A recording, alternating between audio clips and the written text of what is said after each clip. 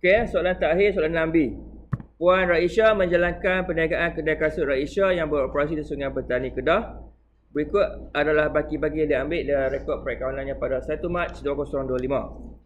Jadi maklumat baki yang relevan dengan soalan kita ni adalah bank, tunai dengan tunai runcit lah. So langkah pertama, masukkan dulu ke tiga-tiga baki tersebut. Jadi dalam buku tunai, baki debit lah. Buku tunai sebelah debit, tarikh dia Mac 1. Ni tarikh wajib tulis lah. Wajib tulis tarikh. Mac 1, baki BB, bank 9,000, tunai 2,700. Kemudian bergerak ke buku tunai runcit pun sama, masukkan baki tunai runcit. Mac 1, baki BB RM70, letak sebelah debit lah. Baki tunai aset debit lah. Kemudian baru kita tengok dokumen. Keratan cek penerima kerana akaun untuk tunai runcit. Jumlah dia cek ini 180. Ini apa dia sebenarnya? Ini adalah recoupment. Recoupment tunai runcit. Maksudnya juruwang menggantikan semula tunai runcit. Jadi yang ni sebenarnya macam mana dia berlaku? Pertama sekali kamu kena rekod dalam buku tunai dulu. Buku tunai sebelah kredit. Kita ambil duit daripada buku tunai, kita nak transfer ke buku tunai runcit. So dalam buku tunai yang biasa ni, duit akan keluar dululah. Jadi sebelah kredit, tarikh 1 Mac. So yang ni sebab dah nama ada keratan cek, maka letak kat lajur bank 180. Nak bawa ke mana? Bergu dah, butiran dah. Tunai runcit.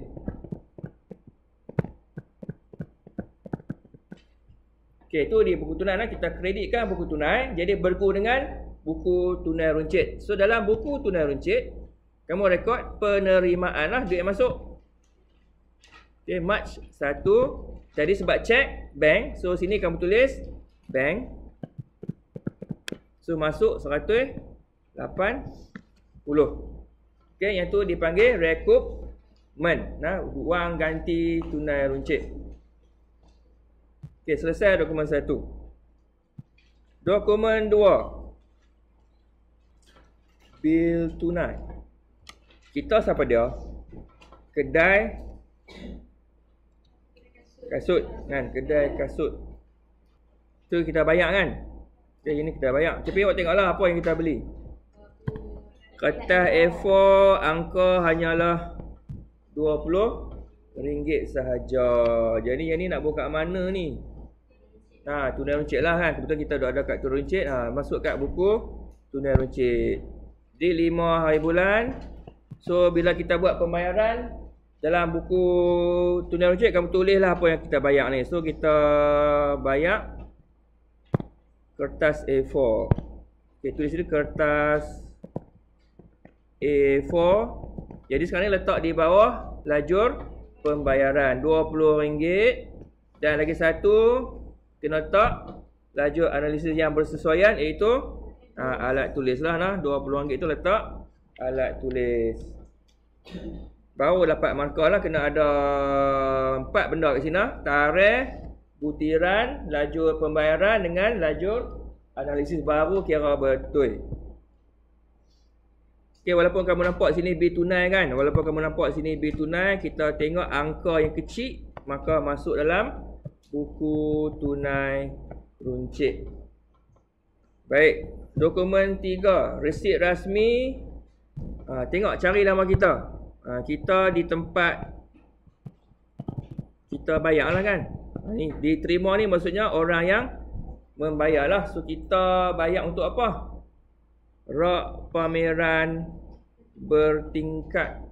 Ada nombor cek kat sini. Angkanya 2,500. Nombor besar kan? Jadi buku tunai biasalah. Belah mana?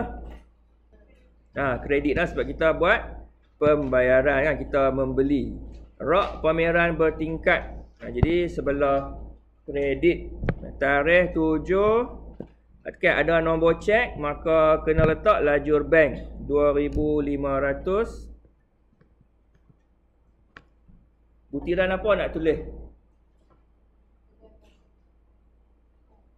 Jangan tulis kedai perabot mewah, kita bukan hutang. ROC pameran tu akaun apa nak guna? Perabot boleh, lengkapan pun boleh lah, mana-mana satu lah. Nak guna perabot pun boleh juga lah. Nak guna perabot, guna perabot. Nak guna lengkapan, guna lengkapan. Okay, yang ni dia terima $, perabot ataupun lengkapan. Mana-mana satu lah, janganlah buat slash macam tu lah. Kamu tulis mana-mana satu. Okay, lajur bank lah sebab ada nombor cek. Ada yang tulis belian, salah lah. Sebab kalau tulis belian, hanya untuk belian barang niaga sahaja. Yang ni dia bukan beli kasut, dia beli ROC, nak letak barang dia.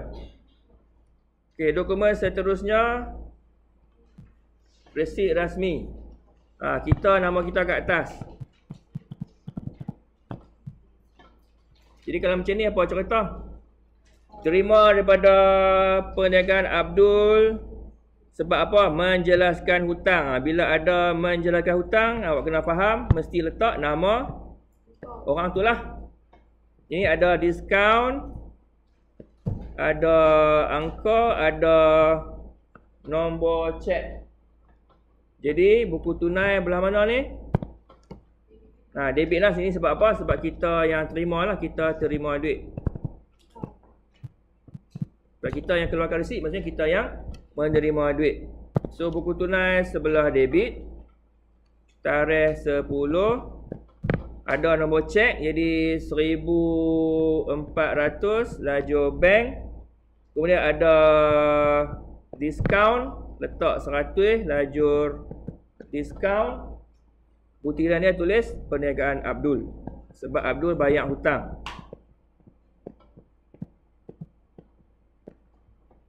Bila nampak butiran menjelaskan hutang, mesti letak sebagai butir nama pihak yang satu lagi. Okey, tu dokumen nombor 4. Dokumen 5, yang ni terang-terang nama dia pun voucher tunai runcit.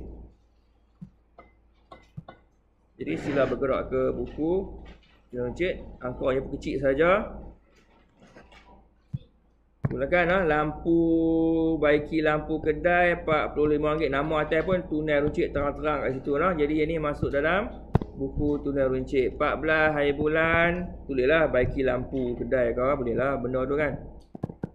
Baiki lampu kedai. So yang pertama letak lajur pembayaran RM45. Jadi analisis apa yang sesuai? Belanja pejabat lah. Letak belanja pejabat sebagai dia punya analisis. Okey, selesai dokumen yang kelima. Cari nama kita. Dokumen ni bil tunai. Kita di tempat bawah, so kita pembeli. Okey, kita pembeli. Apa yang kita beli? Kasut. Angkanya 1,050 dan ada nombor cek. Jadi, rekod di mana ni? Buku tunai lah kan? Buku tunai sebelah kredit. Kita bayar lah. Kita beli, kita bayar lah. Okey, buku tunai sebelah kredit. 15 hari bulan, ada lajur bank, jadi letak lajur bank lah. Ada nombor cek dulu, lajur bank 1,050. Kita beli kasut. Jadi butiran dia apa kat sini? Boleh guna akaun belian lah. Memang kena guna akaun belian lah sebab kita beli barang niaga. So butiran dalam buku tunai adalah belian.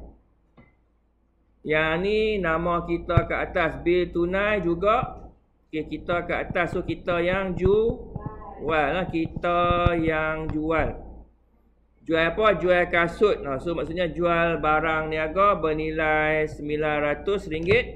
Nombor cek tak ada, hanya ada itulah nombor cek dipotong sebenarnya tunai lah. Ni jualan secara tunai. Jadi sebelah debit 20 hari bulan, letak lajur tunai RM900. Butiran dia apa? Sebab kita jual barang niaga, kita kena guna akaun jualan. Okay, jualan RM900 lajur tunai. Baik. Dokumen 8. Gaji RM1,500, ada nombor cek. Ini senang lah. Ini memang ramai kamu pun buat dengan betul. So rekod je lah buku tunai biasa. Rekod sebelah pembayaran 25 hari bulan. Gaji, sebab ada nombor cek, maka letak dalam lajur bank lah, RM1,500. Okay, baik. Ini voucher tunai runcit. Bungkusan pos RM15. Jadi silalah bergerak ke buku tunai runcit. Tarikh 26. Tulis itu bungkusan pos sebagai butiran RM15. Pembayaran sudah terang-terang kan, bungkusan pos. Jadi letak di bawah analisis belanja pos. Okay, lagi satu daftar tunai juga. Tempat samalah lah buku tunai runcit 26 hari bulan. Okay, yang ni kamu jangan asingkan lah, letak sekali. Kunci kabinet, kunci mangga ni letaklah nama butiran tu lah. Kunci kabinet mangga ke, tulislah macam mana pun. Tapi jangan pecah dua lah, letakkan sebagai satu butiran. RM16. Belanja apa yang analisis? Belanja pejabat lah. Okay, RM16 letak bawah belanja pejabat. Okay, last one, memo. Pemilik mengambil wang tunai untuk kegunaan keluarga. Jadi hint dia yang ni kena tulis ambilan lah sebagai butiran. So yang ni buku tunai lah. Tunai biasa, letak sebelah kredit lah sebab kita ambil duit. Jadi tarikh 31, butiran dia ambilan, ambil tunai. Jadi lajur tunai. Baik, selesai mencatat dalam buku-buku dua buku tu. Jadi langkah terakhir imbangkanlah. Jadi buku tunai imbangkan. Yang diskaun diberi, letak total. Yang nak imbang siapa? Tunai dan bank saja lah. Jadi jangan duk imbang laju diskaun tu. Baik, lajur tunai sebelah debit 3,006. Total dia 3,006 tolak ambilan 300. Jadi untuk baki tunai boleh congok je lah 3,300. Terus bawa ke bawah. Mac, esoknya April 1 baki BB 3,300. Okey, yang bank pula 9,000 campur 1,400, jadi ada total 10,400. Okey, tolaklah dengan 4 pembayaran tu. Jadi baki bank kamu patut dapat 5170. Bawa ke bawah 5170. Jadi selesailah buku tunai, dapat baki 2 ketui tu. Buat sampai baki BB lah, markah diberi pada baki BB yang bawah tu untuk bakar baki. Okey, lepas tu selesaikan buku tunai runcit. Mula-mula buat apa? Garis sepanjang-panjangnya untuk total dulu setiap lajur. Tarik dan totalkan. Jadi jumlah penerimaan kalau ikutkan berapa ringgit tunai runcit bulanan dia? RM70 campur dengan RM180. So jumlah tunai runcit bulannya adalah RM250. Okey, awak kira jumlah pembayaran 20 tambah 45 tambah 15 tambah 16. Jumlah pembayaran dapat RM96. RM20 alat tulis. RM61 belanja pejabat. RM15 belanja pos. Okey, total kat situ. Lepas tu kira baki.